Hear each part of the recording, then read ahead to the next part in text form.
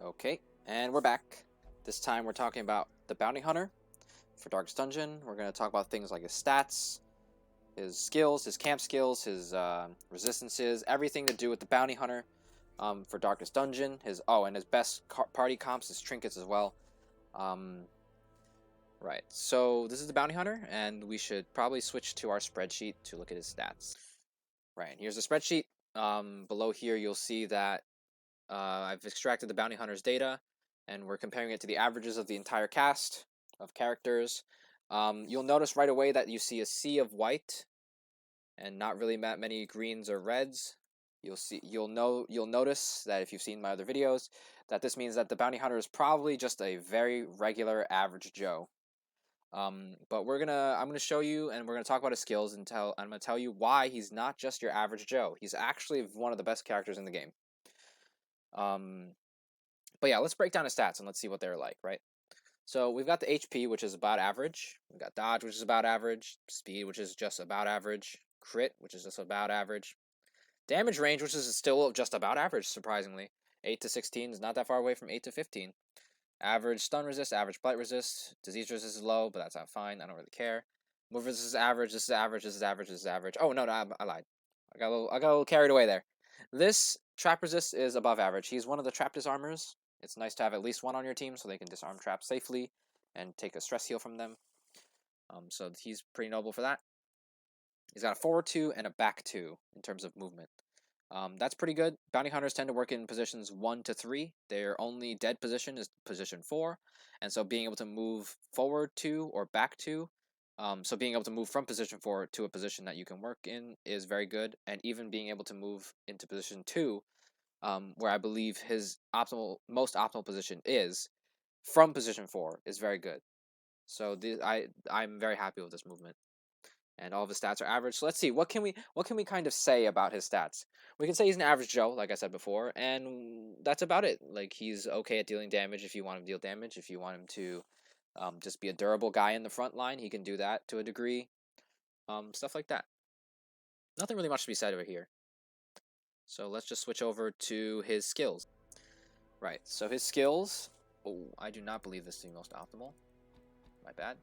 I believe this set to be the most optimal for the Bounty Hunter, and we're going to talk about why. So the first skill is Collect Bounty. It's a move that can be launched from the first 3 positions and can target the first 2 positions of the enemy ranks. Its accuracy is low. It's 105, so it's a little concerning. Its crit mod is very high, actually, at 11%, bringing this move's crit to 19%, which means it crits roughly 1 in every 5 times. That's very good. That's a very good ratio of critting. He is one of the crit monsters in the game. Critting 1 out of every 5 times is insane. Plus 90% damage versus marked. I don't like marked comps, and even if I were to have liked marked comps, I don't really care for marking and killing off the front 2 ranks. So in terms of for marked comps, I think Bounty Hunter is not that good, unless you are fighting a boss. Bosses, because they tend to be in the first 2 ranks anyway. So really, Bounty Hunter is a mark comp boss killer rather than a mark comp hallway fighter. The most important part of this move is actually the last part of it, which is plus 35% damage versus humans. Humans are very, very, very common in the game. There are a group of enemies that spawn in every single dungeon, no matter which dungeon you go into. And that group of enemies includes the Cultist Brawler, the Cultist Acolyte, the Brigand Bloodletter, the Brigand Cutthroat, and the Brigand Fusilier. Those are all humans, every single one of them that I just listed, and they make up a very large portion of that general enemy pool. So you will almost always see humans, which this can be used against. And that's amazing. That makes this skill... That turns his average damage into, more often than not, above average damage, because he has bonuses versus humans. Obviously, you can find a lot of humans in the Wield, as well as the Warrens. Most of the Warrens is a Human Beast, which is something you can take advantage of with Collect Bounty. And a lot of the Wield's most problematic enemies are Human Eldritch, or Human Beast for the Giant. So this skill provides a lot of value in that sense. So it does bring the bounty hunter's general. You'll find that generally he'll be hitting above 8 to 16 because of this skill. It doesn't hit the priority targets, which is my main issue with this move. But since it does do so much damage to humans, it is a staple to me. Moving on to his Mark for Death skill. His Mark skill, which is Mark for Death, it can be launched from anywhere and can hit anywhere. Accuracy of 120, highest in the game. Mark is I like my moves hitting, so that's very good. It marks the target and gives them a debuff of minus 20 protection. And then it buffs the bounty hunter for 5 speed. This move is actually very, very good, in my opinion.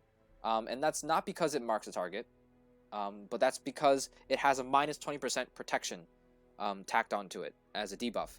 Minus 20% protection is essentially like dealing damage. Because if you subtract a protection from somebody, you're making all of your other units very effective at dealing damage to that person. And that's valuable in that you don't have to use a mark to take advantage of that. Like it just increases the overall damage of every single unit on your team. And then it also gives the bounty hunter 5 speed, something that the bounty hunter really, really wants. He's an average speed character, and any speed boost that you could put on the bounty hunter, he will enjoy very greatly. 5 speed is actually a lot though, so do be careful with the Vestal dot problem. Or the occultist, the healer plus dot problem. The death's door plus dot problem, outspeeding your healer, rolling a death's blow. You don't want that to happen, but this is a decent skill. Come Hither is a pretty weak skill. It is a mark skill, which at the same time pulls a target. Pulling is in a lot of ways very inferior to the stun mechanic. Pulling is just kind of like it's used mainly for disabling characters, and stuns do it a lot better. So I would definitely not recommend Come Hither as a pull skill over something as like Flashbang, which is a shuffle skill that also stuns. But we'll get to Flashbang in a bit. But let's first look at Uppercut. So if you've watched my Man-at-Arms video, I have a very strong liking for moves that both stun and knock your opponents back. And the reason for that is you stun an opponent, and you push one of the backline characters on their team to the front line. And by doing that, you can introduce into the pool of their usable moves that are not stress casts, or moves that are a lot weaker in terms of damage than moves that they would have access to in ranks 3 and 4 instead. So Uppercut is a stun, and then it's a pseudo stun for that rank 3 character that gets shifted up into position 2. This is a very good move, actually, despite only being able to target the front 2 ranks and you being able to only launch it from the front 2 ranks. Definitely very runnable next to even the next stun, which is Flashbang. Flashbang being a stun that you can launch from the back 3 ranks of your team into the back 3 ranks of the enemy's team. So you see right away that Flashbang can stun position 2 and on, and Uppercut can only stun the first 2 positions. These moves cover for each other in terms of stuns. Often in the later phases of the battle in recovery, Uppercut will be very useful in stunning the last enemy that's remaining, who is in the front rank. And Flashbang is for the initial phase of the fight, where you want to suppress them as you are killing their stress casters in the back. Right, but let's talk about Flashbang a little more in depth. 115 accuracy is very good, highest in the game. In terms of stuns, this is the highest non-damaging. Oh, well, actually, this is a non-damaging move too, but highest in the game in terms of stuns, very good. I like my stuns landing. 150% is also a very, very high stun chance. So that's very notable. And they don't. It's the highest stun chance, so that's very good. They don't really tell you what the chance of shuffle is here, and I don't really know off the top of my head, but it does shuffle pretty often, and even if it doesn't, a lot of enemies in the game have a decently low enough move resist that you should be able to shuffle them anyway. Shuffling is not as important as stunning, but being able to shuffle and stun at the same time is very nice. If you attempt to stun a backline character and bring them up to the front, you've essentially pseudo-stunned them for the next few turns, where they need to spend time getting back to their 4th rank, or if they don't have movement skills at all, you've stunned them for forever, basically, because they're just forced to use weak moves from then on. Very good skill. Probably one of the better bounty hunter skills, but there's a lot of strong competition here. Right, so here we can move on to Finish Him, which is a move that can be launched from the first 3 ranks and hits the first 3 ranks of the enemy. This is just a slight improvement on the the collect bounty skill, because it reaches into rank 3, but it doesn't have that bonus versus humans, which gives the collect bounty a lot of value, and it also doesn't have as high of a crit rate. It has a 9% instead of the 11% of collect bounty. So this 9% gives you 17%, and that means you only crit 1 in every 6 about moves, and that's not as consistent as the 1 in 5 moves that Collect Bounty was putting up. But it's still nice. Being able to reach rank 3 is very powerful for attack skills, especially for characters with a pretty good damage range as the Bounty Hunter. And it does deal damage, extra damage to those stunned targets. So if you use a Plague Doctor with him, or if you find any other way to stun the back line, for example with an Occultist, or with a Abomination, or Houndmaster, you can use Finish Him for extra damage, and it will yield you a good strong damage number. So there's a lot of combos you can do with the Bounty Hunter in terms of mark strategies and stun strategies with this as a boost. But let's move on to Caltrops, which is a move that can be launched from the back 3 ranks of your comp into the 2 back ranks of the enemy's comps. And you've got 110 base accuracy, which is good. 95 damage mod, which basically means this move always does only 1 damage. Crit mod of 9, right back to the 1 out of 6 chance to crit. It's pretty good, because this is not a actual damage skill. It is a dot skill, and is a dot skill that relies a lot on the dot. 4x3 is actually a very low type, a very low bleed, but being able to crit 1 out of 6 times means that 1 out of 6 times you'll be applying a 4x5 bleed instead, and that's where it gets respectable, but it does take a few turns for it to yield value. I'm not really running this move for the dot aspect of it. I'm running it for the debuff aspect of it, which is -8 speed. This is a way to kind of suppress the stress casters. If you couldn't kill them in the first turn, you can use this on them as a way to deny their second turn. So -8 speed essentially means they'll move after all of your damage dealers in the second turn that they get, and hopefully you're able to take out this stress caster before they actually stress cast again. Especially with the other debuff, which is plus 20% damage taken, which is a pretty huge buff to your damage output, especially if a damage dealer is attempting to take out these rank 3 or rank 4 units. This is actually a very good skill, and we'll talk about how to run the Bounty Hunter differently in other positions where some moves might not be active. He runs very well in positions 1, 2, 3, 1, 2, and 3, and so being able to tech out certain moves for certain positions is very important. Actually, let's talk about it right now. So I believe he's the most optimal in 2 because I like both of his stuns and would like to be able to run them, and they are both only optimal in they're both only usable in position 2. Position 2 is very okay for the other damaging moves that he runs, so this is my quote-unquote optimal set for him. I think this is the best he can do. If you decide to run him in 1, that's fine. If we don't have space for him, if someone needs to be in 2, like for example the Abomination, that's totally fine. We can bump the Bounty Hunter up to position 1, which means we lose access to Flashbang and we cannot run Caltrops. And then at that point I would like to run a Mark. The Mark being a minus protection mark to help give utility to the rest of your team, dealing with big protection threats like Swine Tars, and ghouls have a lot of protection that you want to get rid of really fast. The snakes from the Shieldbreaker Nightmare would technically hate this, but we don't. That's more of a race. That's more of a race kind of fight more than it is a fight where you can sneak in a mark for death. And I guess also it does give you some fake mark synergy. I never really build specifically for mark synergy, but if I can get it off, I'm happy. Like if I just happen to be running an Arbalest on the same team, we can get some kind of mini synergy going. If I happen to be running a Houndmaster on the same team, we can get a small mini synergy going, and that's sweet. This move is good enough to run just because of the minus prot. And I guess he could also self-synergize with himself, where he marks someone and then gets his speed buff. Then he can collect bounty that guy on the next turn with a very fast collect bounty, because he outspeeds everyone with a +5 speed. Very good combo. So that's how I would run him in position 1. Let's talk about position 3, where he loses access to uppercut, and we should probably click on flashbang again. Obviously, you can go right back to the mark for death skill and use that in the same way that I just mentioned.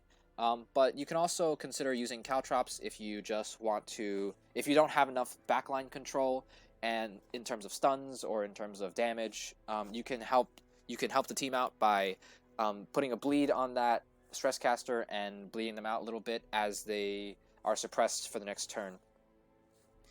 Very good layout. Any of those layouts are very plausible to run in any of these 3 positions.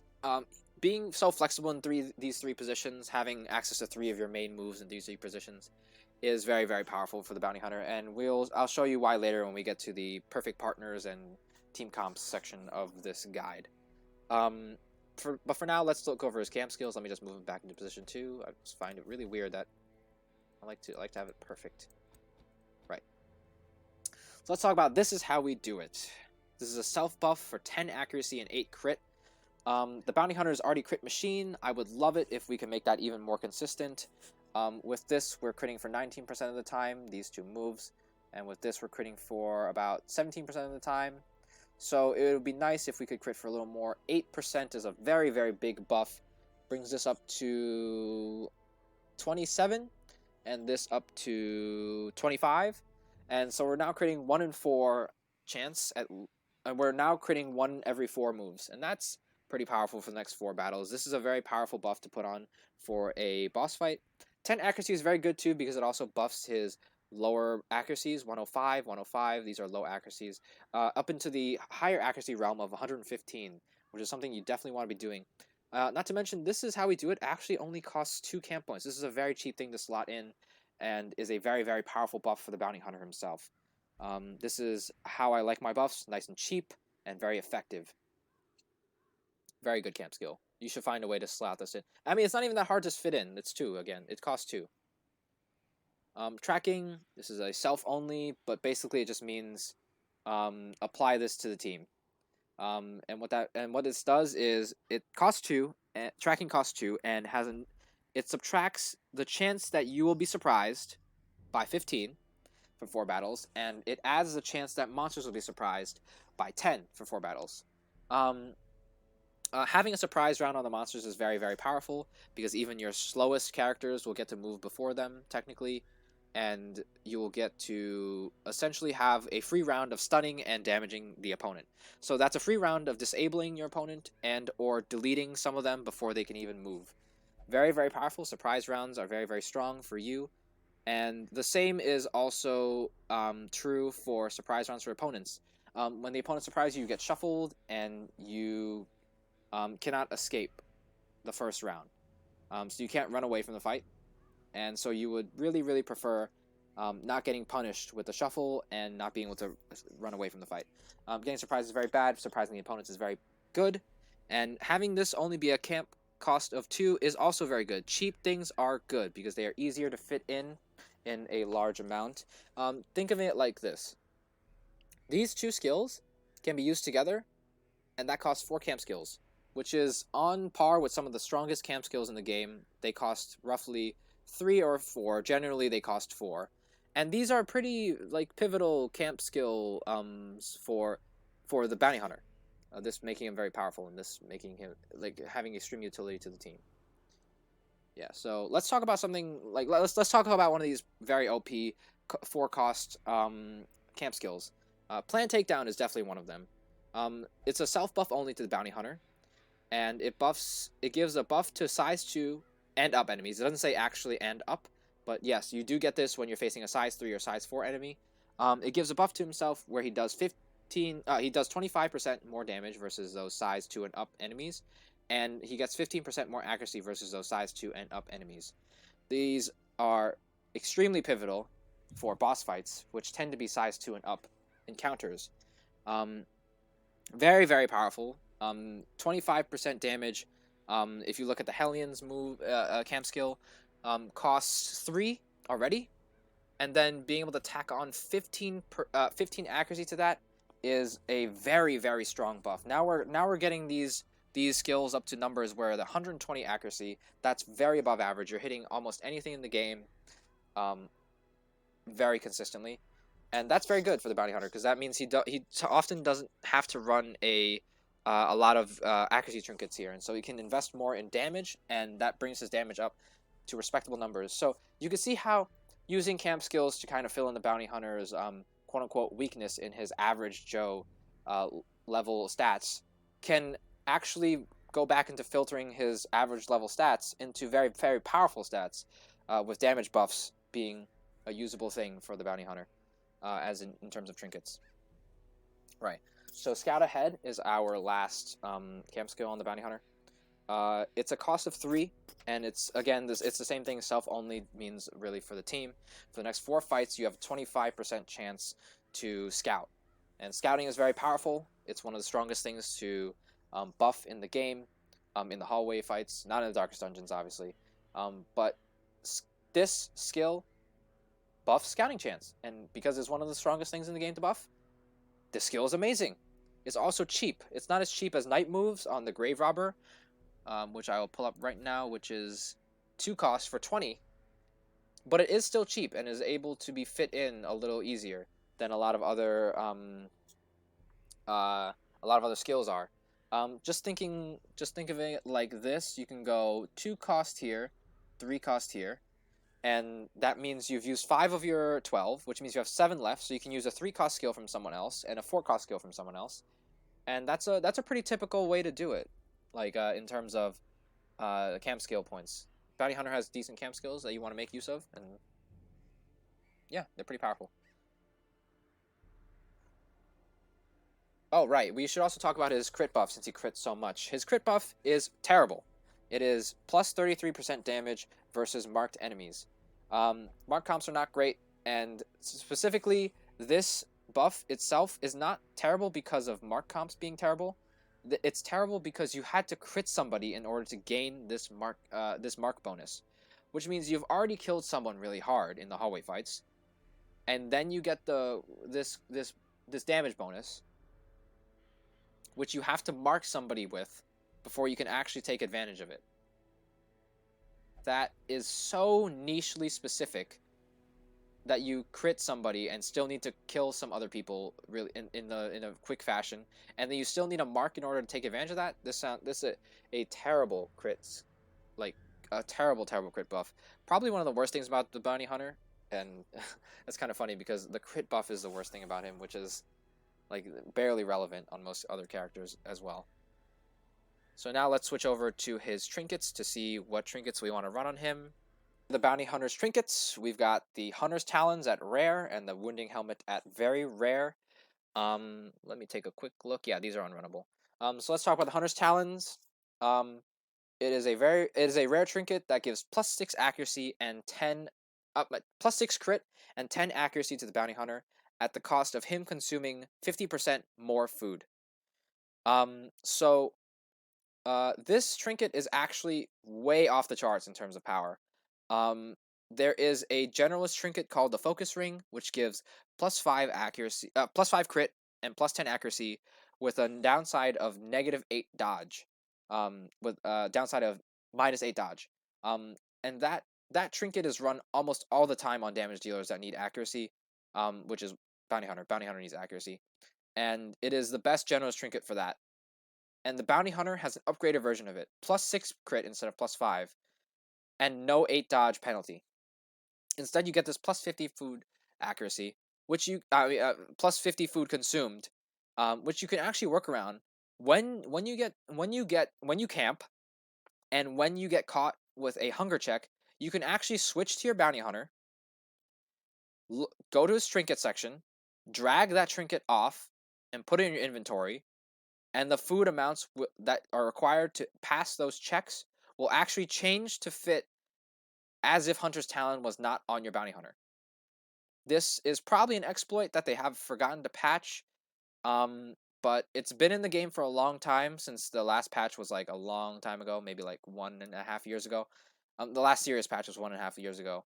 And so at this point, I have to think that it's not an exploit and kind of just more a learning experience. So essentially, this is just a focus ring with literally no downsides. And even if there are downsides, you can take even if you find yourself in a position where you don't want to be taking off Hunter's Talons off of your bounty hunter, you can just take extra food and it'll mitigate that effect. Food costs a few bits of gold, and it's worth it to run Hunter's Talons for sure.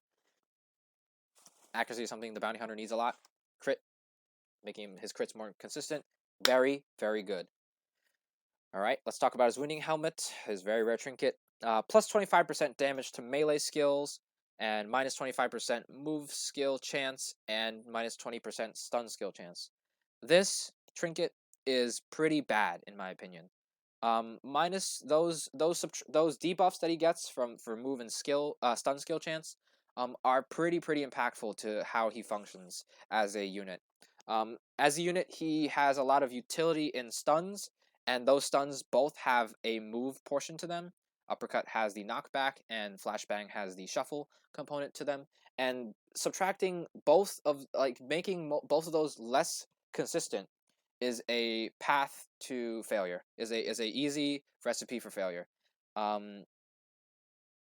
The wounding helmet does bestow upon the bounty hunter a very heavy damage buff, but you can get this damage buff on better trinkets such as Ancestor's Candle, Crescendo Box, Dismiss's Head. Crescendo Box and Ancestor's Candle specifically, they give only 15% damage, but they do give Bounty Hunter +2 speed, which is something that a damage dealer like him and stunner like him really appreciates. So those speed trinkets that are coming in combination with damage trinkets are much better for the Bounty Hunter than Wounding Helmet can ever be. So we've got Hunter's Talons. I think that's basically a staple on most Bounty Hunters in the late game. What else should we be trinketing him for? Well, in my opinion, he is one of the worst damage dealers out of all of the late game damage dealers that I consider very good at the damage dealing role. He's still very good at the role, I would say, but he is probably the worst one out of all of them, mainly because he can't hit rank 4 and he does have average damage. So I would actually recommend running the Ancestors map on him, because he will probably benefit the least from a second trinket. And so putting a scouting trinket on him is actually pretty reasonable. And yeah, and since he doesn't really need Dismiss's Head in order to deal high amounts of damage, since he crits so damn often, I would be okay with running Hunter's Talons plus the Ancestors map with the stress debuff of the Ancestors map being the only stress debuff on him, and I'll be pretty happy to do that. Other things you can do with him is, since he has average stats across the board, you can increase his durability by giving him a dot resist trinket like the Fortifying Garlic or the Cleansing Crystal, and that will be a way to increase his bulk to a respectable level as a frontliner, because he does function most optimally in position 2, and he can function in position 1. It would be a good idea to give him those dot resist trinkets. You could also just double up on damage with him. Go Hunter's Talons plus Dismiss's Head plus Dismiss's Head, Ancestor's Candle. Those things I listed a few seconds ago. Not a bad idea. A lot of things you could do with him. He's very customizable. You could take him down the mark comp idea. I still don't like that. I still don't recommend it, but you could. And yep, that's it for his trinkets. We're back to the game, the Darkest Dungeon screen, to talk about what are his best comps. What are his best partners, for example? Really, honestly, the Bounty Hunter, he brings so much to the table that he can really partner, and he is so flexible in where he can be positioned that he can really partner with almost anybody, as long as you cover some very small things.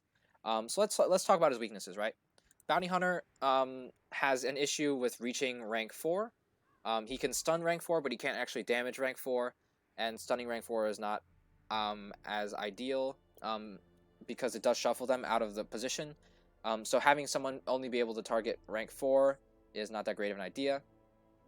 You should be able to have someone target a lot of the ranks to make sure that whenever Flashbang shuffles that rank 4 priority unit away, that someone can still target and kill said rank 4 shuffled enemy. And right away we think Hellion, and we think Shieldbreaker can do that. And those are two very good partners with him. I'm going to currently put the Hellion up because she does have a stun with her, which means we have a powerful stun core between Hellion and Bounty Hunter. And so we really are just looking for ways to sustain ourselves and or retain our damage output.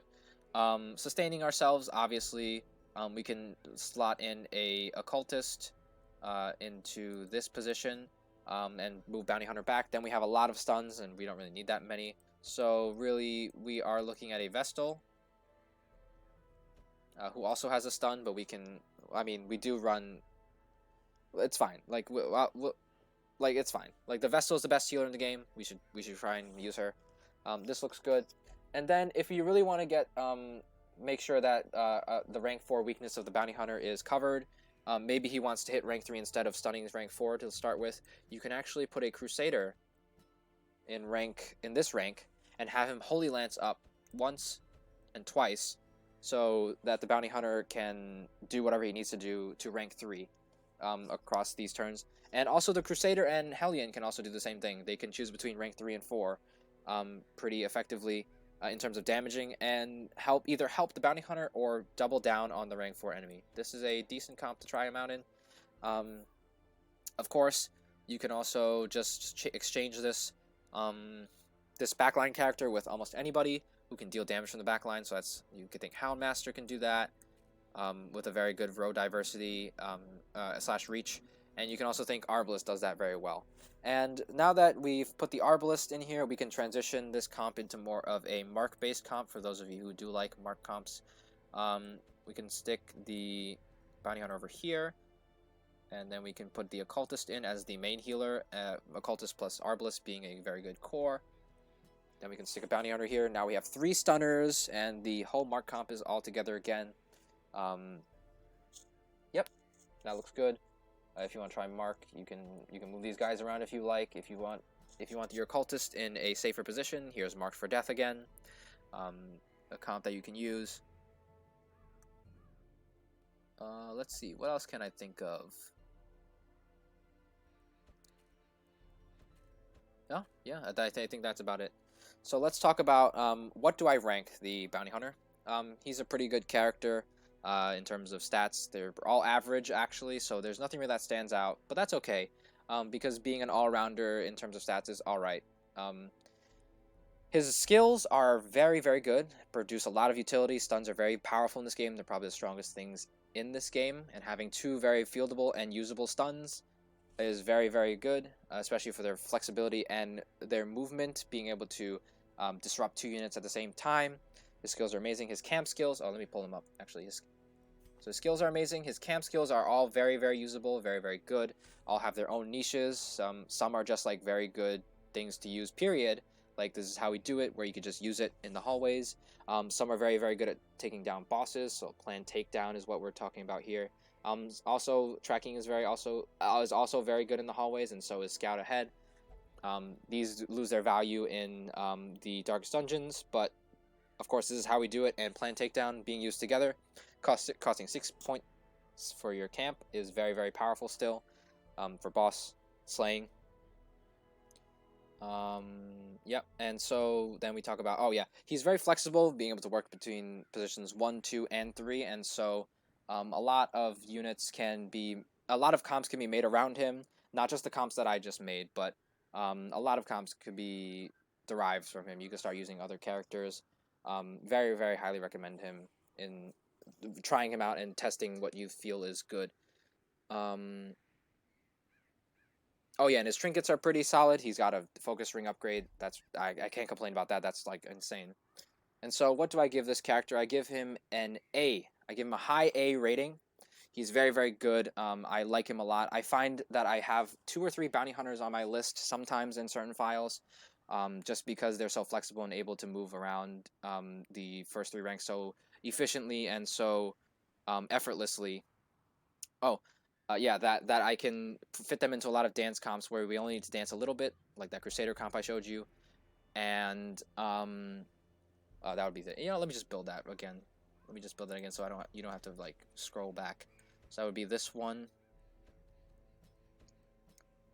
Yeah, that would be this one. So that we have a mini dance comp going where the Crusader can move up twice. Not really a dance comp as much as it is just the Crusader coming up from the back. Yeah, you can fit into comps with dancing. You can fit into comps with marks. You can fit into comps that just need a stunner. Yeah. So that's the end of the Bounty Hunter one.